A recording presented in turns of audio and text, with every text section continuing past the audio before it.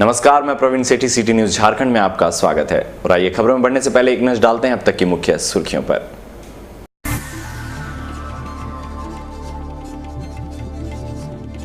United forum of bank unions द्वारा आहूत 2 दिवसीय राष्ट्रव्यापी हड़ताल के पहले दिन जिले में सभी सरकारी बैंक बंद रहे। लगभग 15 अरब रुपए का बैंक कारोबार प्रभावित हुआ।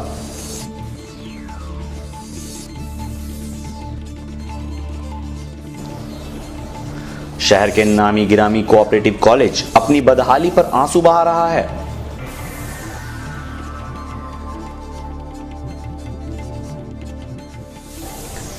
सोमवार तड़के मानगो आजाद नगर रोड नंबर 12 स्थित प्लाईबोर्ड फैक्ट्री में लगी भीषण आग। लाखों रुपए के मूल्य की लकड़ी जलकर हुई स्वाहा।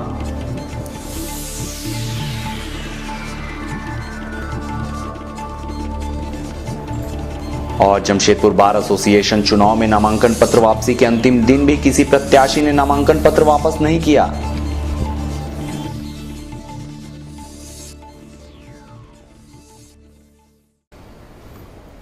और अब खबरें विस्तार से। United forum of bank unions द्वारा आहूत 2 दिवसीय राष्ट्रव्यापी हड़ताल के पहले दिन पूर्वी सिंहभूम जिले स्थित सरकारी क्षेत्र के बैंकों में कामकाज पूरी तरह से ठप रहा। पहले दिन लगभग 1500 करोड़ रुपए की बैंकिंग ट्रांजैक्शन प्रभावित हुई। वेतन में बढ़ोतरी की मांग के समर्थन में United forum of bank unions द्वारा आहूत 2 दिवसीय राष्ट्रव्यापी हड़ताल के पहले दिन सोमवार को पूर्वी सिंहभूम जिले स्थित सरकारी क्षेत्र के बैंकों में कामकाज पूरी तरह से ठप रहा। इस दौरान बैंकों में ताले लटके रहे। हड़ताली बैंक कर्मी बैंकों के बाहर जमकर नारेबाजी किए और बिष्टुपुर में रैली निकाले। पहले दिन बैंक कर्मियों के हड़ताल पर रहने के कारण अनुमानित 1500 करोड़ रुपए का बैंकिंग ट्रांजैक्शन प्रभावित हुआ।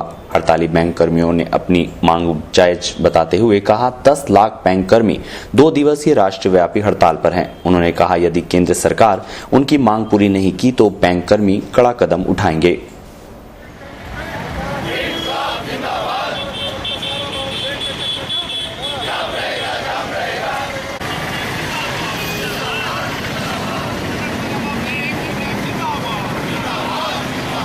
मुख्य मांगे हमारी ये है कि हम लोग जल्द से जल्द चाहते हैं कि हमारा वेतन समझौता लागू किया जाए, क्योंकि बाकी सरकार के जितने भी ऑर्गेनाइजेशंस हैं जो कि केंद्र सरकार के ऑर्गेनाइजेशंस हैं वो लोग अपने स्टाफ के लिए ज़्यादा फेवरेबल वो लोग डिसीजंस लेते हैं, लेकिन ये बैंक कर्मियों के लिए वो लोग हमेशा से ऐसा उनका नीति रहा है कि हमारा वेतन समझौता तब तक लागू नहीं होता है जब तक हम लोग बहुत एक्सट्रीम स्टेप्स नहीं लेते। तो इसलिए हम लोग चाहते हैं कि जल्द से जल्द, क्योंकि हमारा वेतन समझौता ड्यू होकर 2 साल से ऊपर मतलब 1.5 साल से ऊपर हो चुका है, तो ये समय आ चुका है कि अब हम लोग हमारी मांगों को माना जाए, सशर्त मांगा जाए। क्या नाम है आपका? यही है कि जल्द से जल्द हमारा जो डिमांड्स है वेतन समझौते को लेकर उसको माना जाए। क्या नाम हुआ? 10 लाख से ज़्यादा कर्मचारी पूरी तरह से हड़ताल में है और ये हड़ताल सरकार के अड़ियल रवैये के कारण हो रही है। जिस तरह से CLC ने 6 तारीख को इंटरवेन किया था और IB और हमारा यूनाइटेड फोरम को एक इंस्ट्रक्शन दिया था कि आप लोग आपस में बैठ के बात कर लीजिए ताकि ये हड़ताल को टाला जा सके। उसके बावजूद भी हम लोग ने शुक्रवार और शनिवार को IB को मौका दिया, लेकिन वो जो हमारा एक डिमांड है उससे 10% से आगे बढ़ाने की बात नहीं करते हैं। आज हमारा 15 महीना हो गया वेतन, जो हमारा हर एक 5 साल में वेतन पुनरीक्षण होता है उसमें हमारे 15 महीना पार हो चुका है, लेकिन सरकार अभी तक सुनने के लिए तैयार नहीं है। आज हमारे नए जनरेशन जहां हम लोग आउटसोर्सिंग की बात करते हैं वो सब जगह में हम चाहते हैं कि हमारा परमानेंट नेचर ऑफ जॉब है वो, उसमें हमारे नए नौजुवक जो पढ़े लिखे स्किल्ड हमारे स्टाफ हैं वो आके हम लोग के यहाँ ज्वाइन करें ताकि उनको रोजगार मिल सके। उधर सोमवार के तड़के आजाद नगर रोड नंबर 12 स्थित प्लाई फैक्ट्री में भीषण आग लग गई। लगभग 50 लाख रुपए की प्लाई लकड़ी खाक होने का अनुमान है।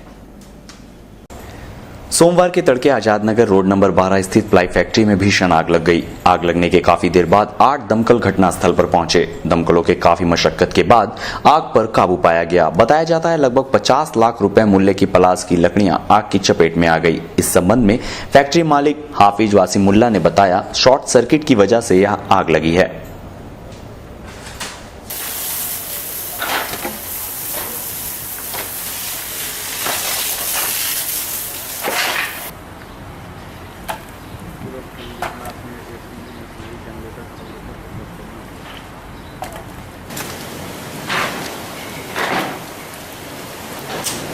काम होता था, मेरा गोडाउन था, घरेलू सामान भी था सब। क्या काम होता था यहाँ पर? प्लाईवुड का गोडाउन था मेरा। कहाँ से ये माल आती थी, क्या होती थी इसमें? ये मेरी फैक्ट्री है। यहाँ पे बन के प्लाई निकलता था क्या? प्लाई बन के नहीं, स्टॉक रहता था। स्टॉक रहा? हाँ, कैसे लगी आग, कुछ पता चल ये पाया? ये मालूम, कोई नुकसान नहीं। ऊपर वाले दिए थे, ले ली, फिर ऊपर वाले देंगे।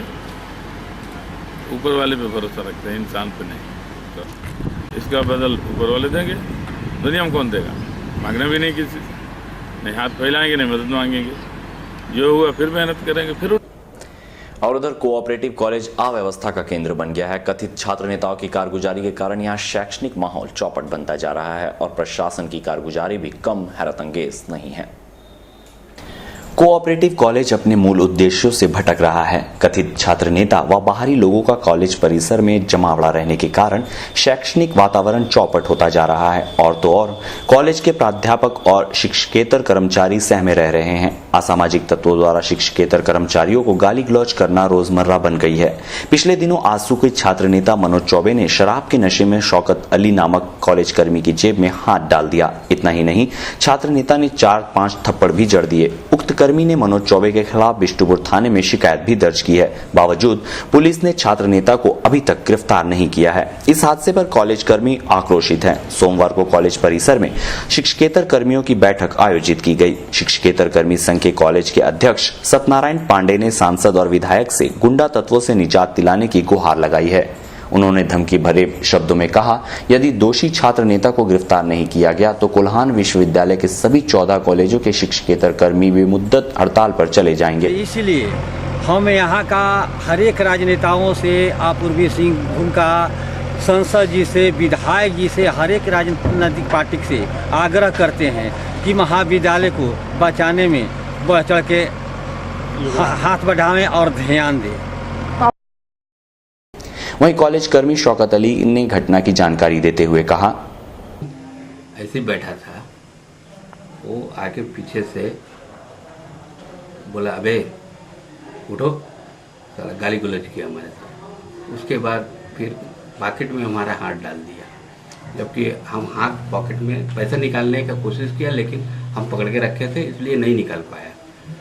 उसके बाद जब देखा कि हम कामयाब नहीं हुए तो हमारे ऊपर 2 हाथ चलाया, 2 थप्पड़ हमको मारा। उसके बाद कुर्सी भी उठा दिया मारने के लिए। उसके बाद में लोग यहाँ पे स्टाफ हमारे जो है बचा लिए और वो फिर कहाँ भाग गया पता नहीं। फिर हम लोग अपनी मीटिंग किए थे। कॉलेज के प्राचार्य डॉक्टर RN दास ने सिटी न्यूज को बताया, पिछले 3 सालों से कॉलेज की शैक्षणिक ऊंचाई बढ़ाने के लिए उनके स्तर से प्रयास किए जा रहे हैं। उन्होंने जिला प्रशासन को लपेटते हुए कहा, उनके स्तर से कॉलेज परिसर में स्थायी पुलिस पिकेट स्थापित करने के लिए कई पत्र लिखे जा चुके हैं। बावजूद प्रशासन इस दिशा में अपेक्षित कार्रवाई नहीं कर रही है। ये प्रीमियर इंस्टीट्यूट रहा है, इसकी एक अपनी ग्लोरी है और हम लोग इसी कंसेप्ट से कोऑपरेटिव कॉलेज ज्वाइन किए। कुछ आंतरिक जो अंतर्विरोध है, चाहे वो छात्र हो या कर्मचारी हो या शिक्षक हो या प्राचार्य के बीच हो, आंतरिक विरोध का समाधान किया जा सकता है। जहाँ तक कानून और व्यवस्था का सवाल है, हमने जो महसूस किया, हमने लिखा है जिला प्रशासन की घटना होती है और उन दोनों के बीच की बात थी इन लोगों ने। लेकिन ड्यूटी आवर में कोई घटना होती है तो प्राचार्य तो अकाउंटेबल होता है। शिक्षकेतर कर्मचारियों ने रोष प्रकट किया और उन लोगों ने कहा कि ये दुखद है। इसको एक कानूनी कार्रवाई के तहत उन्होंने एप्लीकेशन दिया, उसको हमने ये कार्यभार से जो है ना विश्वविद्यालय यूनिवर्सिटी को, ये थाना को हम लोगों ने दे दिया यूनिवर्सिटी। हालांकि कॉलेज में अस्थायी पिकेट बना हुआ है। यहाँ पर सवाल उठता है, नामी गिरामी कोऑपरेटिव कॉलेज अपनी दुर्दशा पर कब तक आंसू बहाता रहेगा? यहाँ पर शैक्षणिक माहौल कब दुरुस्त होगा? कब तक असामाजिक तत्वों के चंगुल में कॉलेज रहेगा और कब तक प्रशासन अपना मुंह मोड़ कर रखेगा? ये चंद सवाल मुंह फाड़ कर खड़े हैं।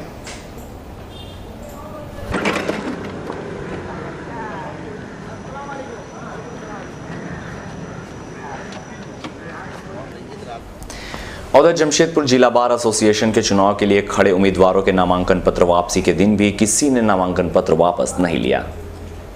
जमशेदपुर जिला बार एसोसिएशन के चुनाव के लिए मतदान 15 फरवरी को होगा, जिसमें जिला व ग्रामीण क्षेत्र के कुल 2180 मतदाता वोट डालेंगे। नामांकन पत्र वापसी के दिन किसी प्रत्याशी ने नामांकन पत्र वापस नहीं लिया और प्रत्याशियों की सूची प्रकाशित कर दी गई है। कुल 102 प्रत्याशी विभिन्न पदों के लिए अपना भाग्य आजमाइश कर रहे हैं। चुनाव पदाधिकारी देवेंद्र सिंह ने चुनाव प्रक्रिया के बाबत जानकारी देते हुए बताया,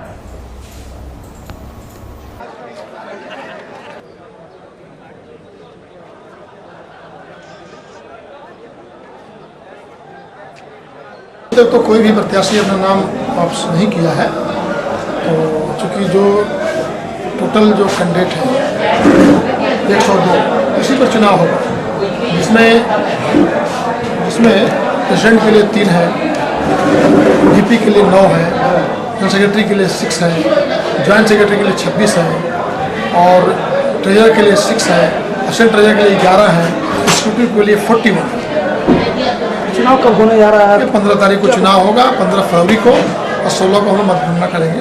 और चुनाव जो है 15 फरवरी को 9 बजे से लेकर शाम को 4 बजे तक, मतगणना सुबह 9 बजे से स्टार्ट कर देंगे। कुल मिलाकर के 2180 लहर हमारे बार के अंदर नंबर है तो चुनाव में। उधर पोटका थाना क्षेत्र के जूड़ीपुर गांव में सड़क हादसे में एक व्यक्ति की मौत घटनास्थल पर हो गई, जबकि एक अन्य व्यक्ति जख्मी हो गया, जिसे इलाज के लिए एमजीएम अस्पताल में भर्ती करवाया गया है। रविवार की रात पोटका थाना क्षेत्र के जूड़ीपुर गांव में सड़क हादसे में अमर थियांगी नामक व्यक्ति की मौत घटनास्थल पर हो गई, जबकि विजय नामक व्यक्ति जख्मी हो गया। बताया जाता है अमर अपने दोस्त के साथ मोटरसाइकिल पर धान की बोरी लादकर सुंदरनगर आ रहा था। रास्ते में बड़ा वाहन पीछे से धक्का मारकर उसे अपनी चपेट में ले लिया। घायल को इलाज के लिए एमजीएम अस्पताल में भर्ती किया गया है। यहाँ जख्मी विजय ने हादसा के कारणों के बाबत जानकारी दी।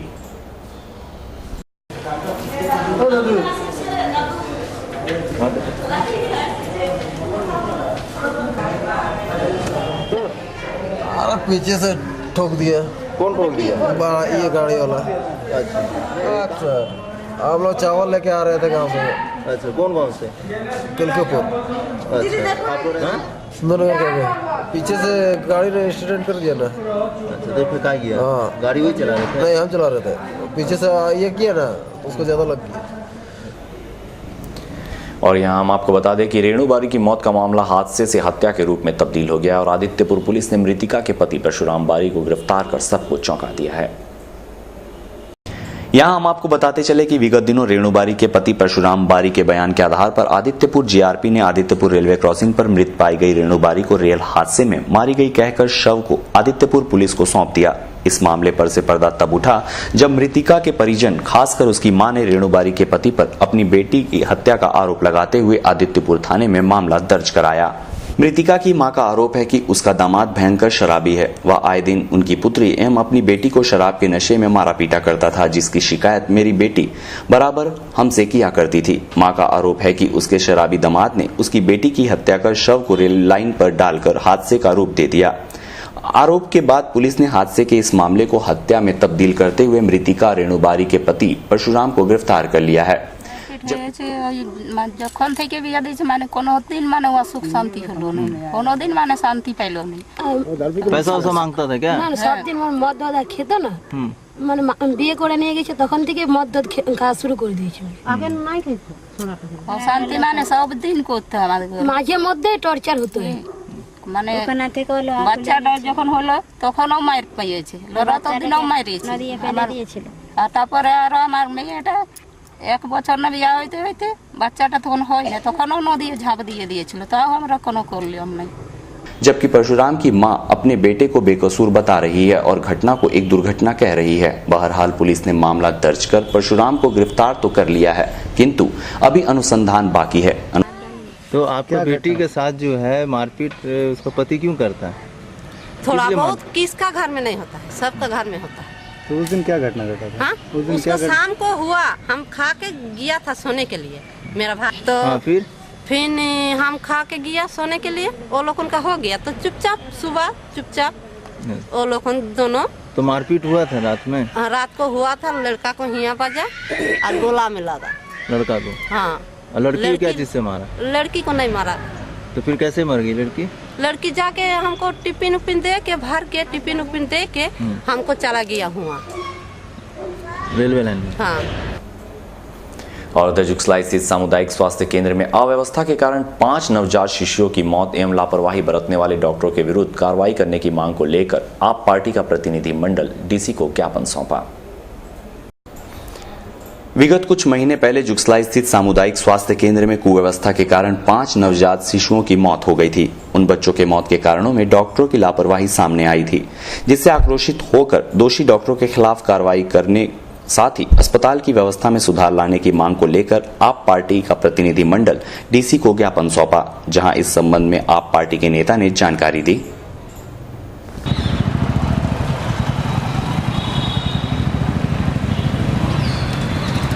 जुगसलाई स्वास्थ्य केंद्र में काफ़ी बुरा हाल है स्वास्थ्य सेवाओं का। वहाँ 4 बच्चों की हाल में मृत्यु हो गई है ठंड के कारण, नवजात शिशुओं की, और किसी भी प्रकार की कोई सुविधा नहीं है। इन सारी बातों को लेके हम डीसी साहब को ज्ञापन देने आए हैं आज, और हमारी मांग यही है कि कुल मिला के सारी स्वास्थ्य सुविधाएं जो है वो सुधारी जाएं और लोगों को राहत मिले। डॉक्टरों की लापरवाही है या वहाँ की कमी है? वहाँ डॉक्टर भारती मींज हैं जिनका आने का और जाने का कोई समय फिक्स नहीं है, आते हैं और आधे घंटे में निकल जाते हैं, और मतलब काफ़ी ज़्यादा लापरवाही को करते हैं, जिसके कारण वहाँ पूरी व्यवस्था चौपट हो गई है। मतलब वहाँ डॉक्टरों की लापरवाही से हाँ, निश्चित रूप से। और उधर फ्रांस के council of general fabric Antony सोमवार को शहर पहुंचे। फ्रांस के council of general fabric Antony सोमवार को शहर पहुंचे। उन्होंने मीडिया से बातचीत करते हुए कहा, झारखंड में औद्योगिक विकास की असीम संभावनाएं हैं। पत्रकार सम्मेलन में मौजूद झारखंड सीआईआई के अध्यक्ष एसके बेहरा ने मीडिया को बताया, झारखंड में औद्योगिक विकास में नक्सली समस्या बाधक नहीं है। उन्होंने बताया, विदेशी उद्योगपतियों से सही तालमेल बैठाकर झारखंड उद्योग को बढ़ावा दिया जाएगा।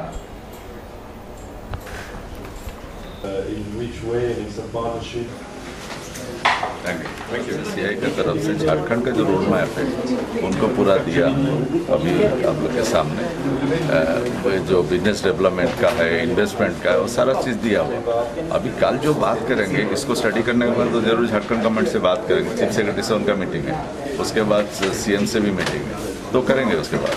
आप लोग की तरफ से कोई प्रस्ताव है ऐसा जैसे स्पेशलिस्ट क्षेत्र के लिए काफ़ी ये सेक्टर है, जैसा वो बता रहे थे बहुत ज़्यादा अभी वो ज़्यादातर पावर एंड बड़े बड़े इंडस्ट्री में है वो, और ऑटो सेक्टर में ऑलरेडी उनको चिनाई में डाले हुए हैं प्लांट, तो वहाँ का सप्लाई उनका पुणे चिनाई यहाँ से होती है। लेकिन अभी ईस्टर्न जोन से लाइक झारखंड यहाँ से कुछ हुआ नहीं है, तो हम लोग प्रयास कर रहे हैं कि यहाँ से कुछ हो। जैसे बता रहे थे नक्सलाइट और अन्य कई सारे मुद्दे हैं। देखिए, नक्सलाइट का मुद्दा जो है वो कुछ पार्ट ऑफ द झारखंड है, पूरे झारखंड में तो नहीं है। जैसे जामशेदपुर आप ले लो, यहाँ कौन सा नक्सल, सराउंडिंग में जामशेदपुर में ले लो कौन सा नक्सल, तो कुछ पार्ट में है, और उस पार्ट का चलते हम लोग डेवलपमेंट रोक नहीं सकते। और उधर 37वां झारखंड बटालियन एनसीसी के 27वां वार्षिक कैंप की शुरुआत कोऑपरेटिव कॉलेज में की गई। एनसीसी के 37वें झारखंड बटालियन के 27वें 10 दिवसीय वार्षिक प्रशिक्षण की शुरुआत कोऑपरेटिव कॉलेज में की गई। कैंप के बाबत जानकारी देते हुए एनसीसी के लेफ्टिनेंट विनय कुमार पीयूष ने बताया कि इस कैंप में पूरे कोल्हान विश्वविद्यालय के सभी कॉलेज भाग ले रहे हैं, जहां एनसीसी की कक्षाएं संचालित होती है। श्री पीयूष ने बताया कि कैंप में कुल 500 लड़के कैडेट व 200 लड़की कैडेट भाग लेंगे, जिन्हें इस कैंप में सब कुछ सिखाया जाएगा जो एक इंडियन आर्मी के जवान में होती है। उन्होंने बताया कि सभी कैडेटों की सामूहिक जीवन जीने की कला के अलावे अस्त्र शस्त्र चलाने का प्रशिक्षण, तकनीकी ज्ञान, राष्ट्रीयता, सामाजिक कार्य के अलावा एडवेंचर का भी प्रशिक्षण दिया जाएगा। यह सभी प्रशिक्षण कर्नल आर.के. शर्मा की देखरेख में होगी, जो कि 19 तारीख तक चलेगा।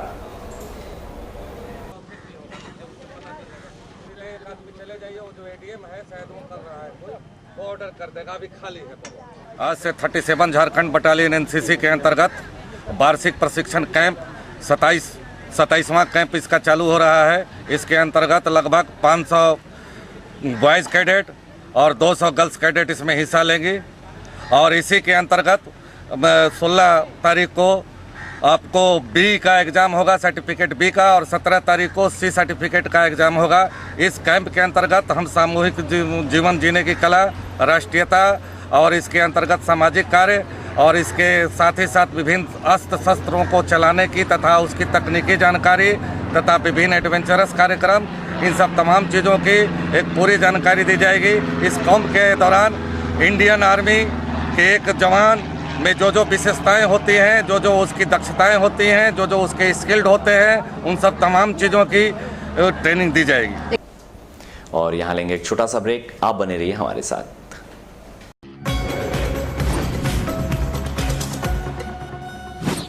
न्यू लाइफ मेडिकल, हंडी लाइन, नियर पर्सन टॉकीज, सभी लोगों के लिए उचित इलाज और दवा के लिए न्यू लाइफ मेडिकल।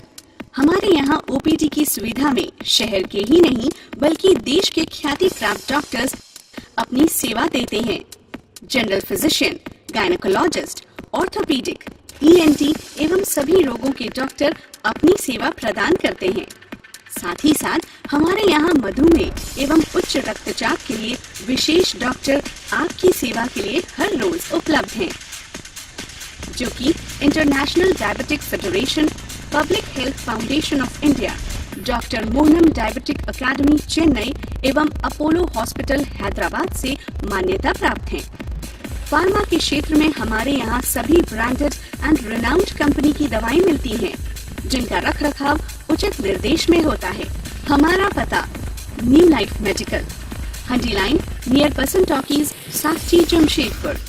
फोन 0657 243 5549।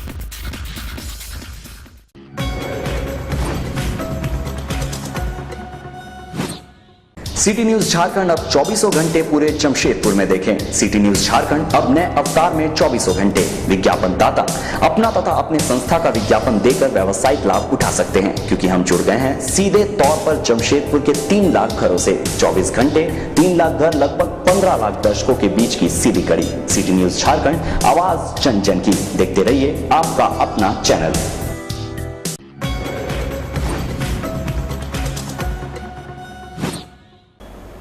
और ब्रेक के बाद एक बार फिर से आपका स्वागत है। झारखंड सरकार द्वारा करोड़ों रुपए शिक्षा विभाग में खर्च करने के बाद भी स्कूल के बच्चे गड्ढे के पानी पीने के लिए मजबूर है। देखते हैं सिटी न्यूज के संवाददाता विनीत केसरी की इस खास रिपोर्ट में। भले ही झारखंड सरकार शिक्षा विभाग पर विकास के नाम पर करोड़ों अरबों रुपए खर्च कर रही हो, लेकिन हकीकत कुछ और ही बयां कर रही है। हम बात कर रहे हैं जमशेदपुर शहर से 80 किलोमीटर दूर पोटका के सुगनी कोचा उत्क्रमित विद्यालय की, जहां आज तक इस विद्यालय में शिक्षा के नाम पर शिक्षा विभाग की तरफ से कोई भी मूलभूत सुविधा इस विद्यालय में नहीं पहुंचा और न ही इस विद्यालय में निरीक्षण करने कोई बड़े अधिकारी आए। बताया जा रहा है कि इस विद्यालय की नींव 2004 में डाली गई थी और इस विद्यालय की समस्या से शिक्षा विभाग के आला अधिकारी को भी अवगत करा दिया गया था, लेकिन अधिकारियों और कर्मचारियों की लापरवाही से आज तक इस स्कूल की कोई भी समस्या का समाधान नहीं निकला। न ही इस विद्यालय में बच्चों को पीने के पानी के लिए चापाकल मिला। बताया जा रहा है कि स्कूल में खाना बनाने के लिए गड्ढे के पानी का इस्तेमाल किया जाता है और स्कूल के बच्चे गड्ढे के पानी पीने के लिए मजबूर हैं। आप देख सकते हैं कि किस तरह बच्चे गड्ढे के पानी पी रहे हैं और शिक्षा विभाग के अधिकारी मौन साधे हुए हैं। इधर इस संबंध में स्कूल में खाना बनाने वाली रसोइया और स्कूल के प्रधानाध्यापक कहते हैं कि हम लोग ने कई बार स्कूल के समस्या के बारे में पदाधिकारियों को लिखित दिया है, लेकिन कोई जवाब नहीं मिला और मजबूरी में बच्चों को गड्ढे के पानी पिलाने के लिए हम मजबूर हैं। करके ब्लॉक में लिख के दिए भी थे। पिछले साल गाड़ी भी आया था जो 30 फीट लगभग गड्ढा करके गाड़ी वाला लोग चला गया है ना, तो उसमें तो पानी नहीं निकल रहा है। और उसके बाद भी फिर और आवेदन दिया गया तो अभी कुछ नहीं हुआ है।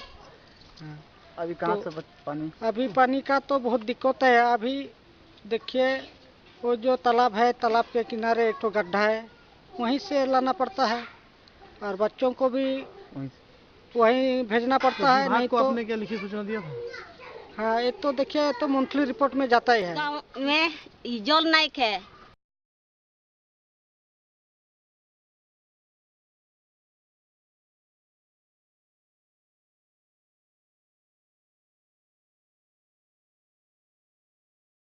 इधर इस पूरे मामले में जिला शिक्षा को जब अवगत कराया गया तो उनका कहना है कि जल्द से जल्द समाधान का निवारण कर लिया जाएगा और रिपोर्ट हमने बनाने के लिए अपने कर्मचारियों को कह दिया है। टीएससी के द्वारा जो है अभी हम लोग के यहाँ जो है 60 8 जो है ऐसे विद्यालय हैं जहां पर जो है पेयजल सुविधा नहीं है। वो पेयजल सुविधा का तात्पर्य है कि बहुत से ऐसे हैं चापानल जो है जो कि आपको जो है एकदम माने बिगड़े हुए हैं, उसको कभी भी हम लोग ठीक नहीं करा सकते, उसको भी हम लोग पेयजल विहीन में मान रहे हैं। और बहुत से ऐसे जगह है जहां पर जो है कि बोरिंग कराने के बाद पानी ही निकलता है। नहीं, वहाँ अभी तो आपको सामने में तो बुलाया, आपके सामने में जो अपना यहाँ जो देखते हैं हमारा पेयजल और शौचालय के जो प्रभाग प्रभारी है उनको बुलाया, और TSC जो है पत्राचार करने के भी उनको हम प्रारूप बनाने के लिए आपके सामने जो है उनको निर्देश दिए। बहरहाल जो भी हो, झारखंड सरकार करोड़ों रुपया शिक्षा विभाग में खर्च करने के बाद भी स्कूल के बच्चे आज भी गड्ढे के पानी पीने के लिए मजबूर है। यदि समय रहते शिक्षा विभाग के आला अधिकारी इस पूरे मामले पर कोई समाधान नहीं निकालती है तो वह समय देर नहीं होगा जब शिक्षा विभाग पर एक कलंक का धब्बा लग जाएगा। इस समय जमशेदपुर से सिटी न्यूज के लिए विनोद केसरी। और उधर झारखंड पीपुल्स पार्टी के केंद्रीय अध्यक्ष सूर्य सिंह बेसरा ने कहा उनकी पार्टी झारखंड में लोकसभा चुनाव नहीं लड़ेगी, पार्टी अब आप पार्टी को समर्थन देगी। झारखंड पीपुल्स पार्टी के केंद्रीय अध्यक्ष सूर्य सिंह बेसरा ने कहा उनकी पार्टी आसन लोकसभा चुनाव में झारखंड में अपना प्रत्याशी नहीं खड़ा करेगी, उनकी पार्टी आप पार्टी के उम्मीदवारों को समर्थन करेगी। वहीं आप पार्टी के झारखंड के पर्यवेक्षक शैलेंद्र सिंह ने बेसरा के बयान पर अपनी प्रतिक्रिया व्यक्त करते हुए कहा यह निर्णय केंद्रीय कमेटी को लेना है। आज प्रेस कॉन्फ्रेंस की वजह थी कि हमारे आम आदमी पार्टी के अच्छे कार्यों को देखकर और उसकी झारखंड में लहर को देख करके कुछ अच्छे लोग, अच्छे संगठनों ने पार्टी को समर्थन करने के लिए प्रेस कॉन्फ्रेंस बुलाया था। आम आदमी पार्टी यहाँ पर बहुत अच्छी पकड़ महसूस कर रही है। हम लोग अलग अलग ज़िलों में जा रहे हैं, सर्वे कर रहे हैं, ऑब्जर्वेशन कर रहे हैं और हमें देख रहे हैं कि यहाँ की लोकसभा में हम विपक्षी लोगों को धूल चटा देंगे। जनता हमारे साथ है। किया था कि झारखंड पीपुल्स पार्टी हम लोग पूरे जितनी भी झारखंड में लोकसभा सीटें हैं स्वतंत्र रूप से अकेले हम लोग लड़ेंगे, लेकिन हम लोग क्या है कि उनका नेतृत्व को विधानसभा से त्याग दिया, नौजवानों ने कुर्बानी दिया है। आम आदमी पार्टी के लिए जेपीपी त्याग दे दिया कि हम लोकसभा का कोई सीट अपना उम्मीदवार खड़ा नहीं करेंगे, हम लोग आम आदमी पार्टी के उम्मीदवारों को हम लोग समर्थन देंगे, जनता के बीच में जाएंगे। और साक्षी स्थित बंगाल क्लब के पास झाविमो की ओर से नुक्कड़ सभा आयोजित की गई और उधर आजसू पार्टी के कई समर्थकों ने पार्टी छोड़कर जेवीएम का दामन थाम लिया है। साक्षी स्थित बंगाल क्लब के पास झाविमो की ओर से नुक्कड़ सभा आयोजित की गई। इस अवसर पर आजसू पार्टी के कई समर्थकों ने पार्टी छोड़कर जेवीएम का दामन थामा। पार्टी के जिला अध्यक्ष फिरोज खान ने नुक्कड़ सभा को संबोधित किया। नुक्कड़ सभा में अन्य लोगों के अलावे जेवीएम युवा मोर्चा के अध्यक्ष पप्पू सिंह और अल्पसंख्यक मोर्चा के जिला अध्यक्ष सोनू खान उपस्थित थे। वो भी आई है, झारखंड विकास मोर्चा में नहीं बल्कि झारखंड विकास मोर्चा के परिवार में शामिल हुआ है और पूरा झारखंड प्रदेश के गार्जियन माननीय श्री बाबूलाल पांडे जी हैं और जमशेदपुर के गार्जियन डॉक्टर अजय कुमार है। इसीलिए मैं कहना चाहता हूँ कि ना समझो मिट जाओ छोटे भाइयों, तुम्हारी दास्तां भी ना होगी, दास्तानों में कमर टूट जाते हैं घर को बताने में, पता नहीं क्या मजा है लोगों को, आप लोगों को लड़ाने में। इसलिए हम लोग को लड़ना नहीं है। अगर कोई भी दिक्कत हो, कोई भी परेशानी हो, चाहे चक्के पे सोनू जी से हो, चाहे सलवार जी से हो, चाहे पप्पू सिंह जी से हो, चाहे आपका दीपक पांडे से हो, चाहे साहिल जी से हो, चाहे किसी से भी कोई दिक्कत हो तो आप लोग परिवार है, परिवार में बैठ कर आपस में बैठ कर बातचीत कर सकते हैं। और यहाँ हम आपको बता दें कि आतंकियों को पनाह देने के नाम पर बदनाम रांची के सीठियो गांव आज अपनी बदनामी को धोने और गांव के युवाओं को एक नई पहचान देने के लिए नई सुबह की तलाश में जुट गया है। गांव में युवाओं के द्वारा क्रिकेट टूर्नामेंट का आयोजन कर फिर से अपने गांव की छवि को सुधारने की कोशिश की जा रही है। सीठियो गांव के युवाओं द्वारा गांव के मैदान में क्रिकेट टूर्नामेंट का आयोजन किया गया, जिसमें रांची के विभिन्न क्षेत्रों से आए युवाओं की टीम सीठियो गांव पहुंची और गांव के युवाओं से मैच खेल उनकी हिम्मतें अफजाई की। वहीं मैच में बतौर मुख्य अतिथि हटिया डीएसपी निशा मुर्मू ने शिरकत की और सीठियो के युवाओं की इस पहल को अच्छी पहल बताया और साथ ही इन युवाओं की अच्छी पहल पर प्रशासन के सहयोग का भरोसा जताया।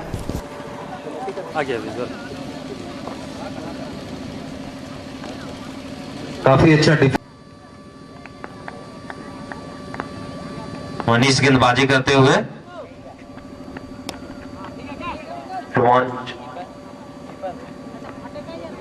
शिक्षक मूड में और देखिए, इस तरह के जो खेल कूद की प्रतियोगिता होती है, इससे सोसाइटी में बहुत ही अच्छा मैसेज जाएगा।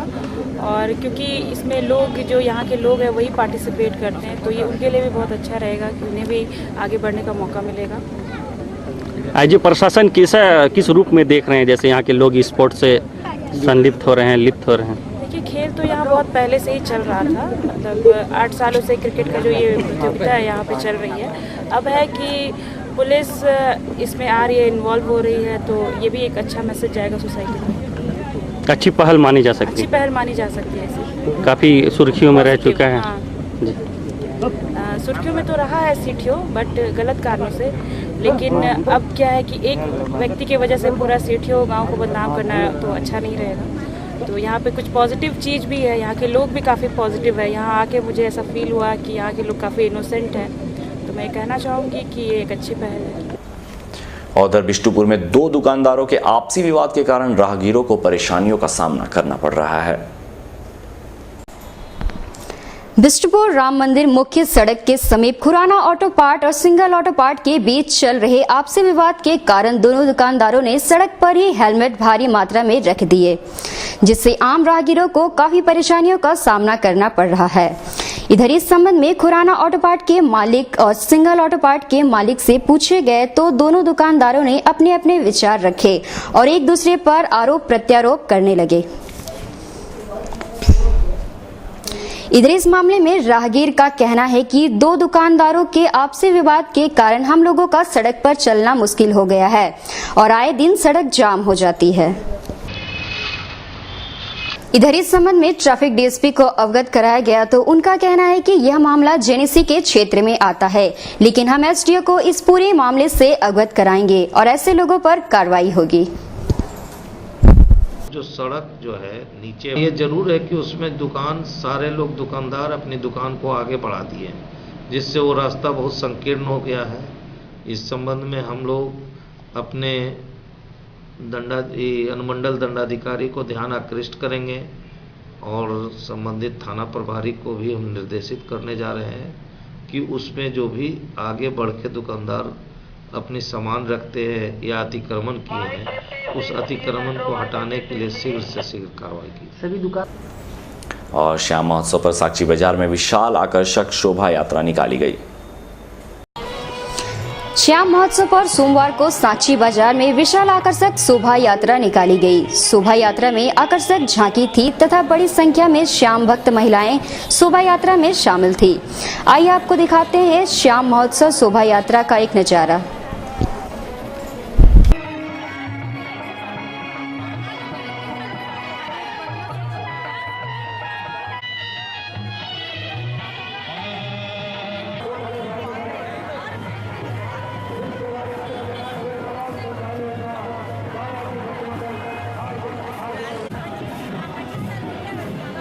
और उधर मानगो डिमना रोड स्थित फ्रेंड्स मोबाइल दुकान से डमी पीस मोबाइल चोरी करने वाला एक युवक को दुकानदार ने दूसरे दिन धर दबोचा। मामला थाने तक नहीं पहुंचा है।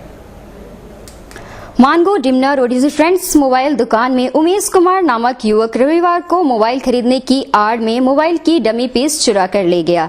दूसरे दिन यानी सोमवार को दुकानदार नसीम ने उमेश कुमार को, जो दुकान के सामने से जा रहा था, उसे धर दबोचा।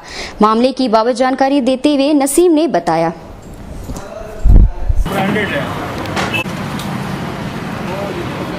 बोला कि मोबाइल दिखाइए। बोले क्या रेंज तक? तो बोला 10,000 तक। फिर उसका डायरेक्ट पैकेट से यहाँ पैसा रख दिया। उसके बाद जब सैमसंग का मोबाइल उठा के यहाँ डमी रखी तो ये बोला नहीं मैक्रोमैक्स चलेगा। मैक्रोमैक्स उतारे, उसका दिखाने लगे। तब तक फिर जो रेट मोबाइल का था उससे 500-500 रुपये नीचे ताकि दे नहीं, हम ऐसा रेट बताने लगा। उसका भाई का नंबर लिया और डमी उठा। तब तक हम मोबाइल यहाँ रखने लगे, तब तक ये क्या किया, डमी लेके चल गया। सोचा मोबाइल है? हाँ मोबाइल है। मोबाइल लेके समझ लो चल गया। कैसे पकड़ा है आज? और आज सुबह इधर से पार हो रहा था, चेहरा हम पहचान लिए थे और दोपहर में इसके सिवा कल कोई नहीं आया। उसके बाद जब ये देख के मेरे को पार हो रहा था तो किसको बुलाए तो नहीं बता रहा था। जब जबरदस्ती करे तब उसके बाद बोलता हाँ लेके गए और कल वापस करने आए थे तो दुकान बंद था। तो दुकान तो हम लोग का सुबह 9 बजे खुलता है, 10 बजे बंद होता रात में। देख के भाग रहा था क्या? हाँ देख के भाग रहा था। फिर बगल वाले हम सबको पड़ोसी को बुलाए तो इसको रोक लिए। फिर भाई को बुलाए, सब ये और उधर झारखंड सेवा संघ ने गरीबों के इलाज के लिए कपाली थाना क्षेत्र में अल हयात नर्सिंग होम को लेकर एक पत्रकार वार्ता की। इस बाबत निदेशक मुख्तार आलम ने बताया। और तमाम डॉक्टर जो है अभी आ चुके हैं, कुछ लोग जो है नमाज की वजह से अच्छा सुविधा मिले और अच्छा और हम लोग का जो है मेन हॉस्पिटल बनाने का जो मकसद था यहाँ पे कपाली में, और इसमें हमारे सहयोगी जितने भी कपाली क्षेत्र के जो डॉक्टर हैं, डॉक्टर सिराज साहब, डॉक्टर कुंदन साहब और भी डॉक्टर हैं, सारे लोग हैं यहाँ पे। तो हम लोग का जो मेन मकसद है कि हम लोग कपाली के लोगों को किस तरीके से हम लोग सुविधा पहुँचाएँगे और कितना कम से कम खर्चे में हम लोग उनको यहाँ पे अच्छा जो है इलाज कर सकेंगे। और चलते चलते एक नजर डालते हैं अब तक की मुख्य सुर्खियों पर।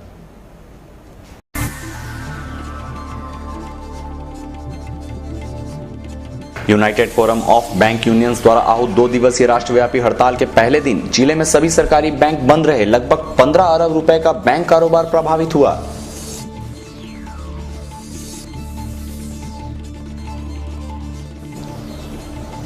शहर के नामी गिरामी कोऑपरेटिव कॉलेज अपनी बदहाली पर आंसू बहा रहा है।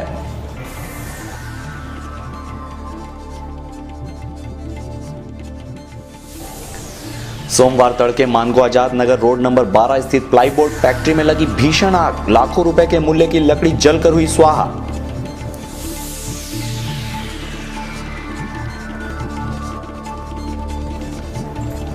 और जमशेदपुर बार एसोसिएशन चुनाव में नामांकन पत्र वापसी के अंतिम दिन भी किसी प्रत्याशी ने नामांकन पत्र वापस नहीं किया।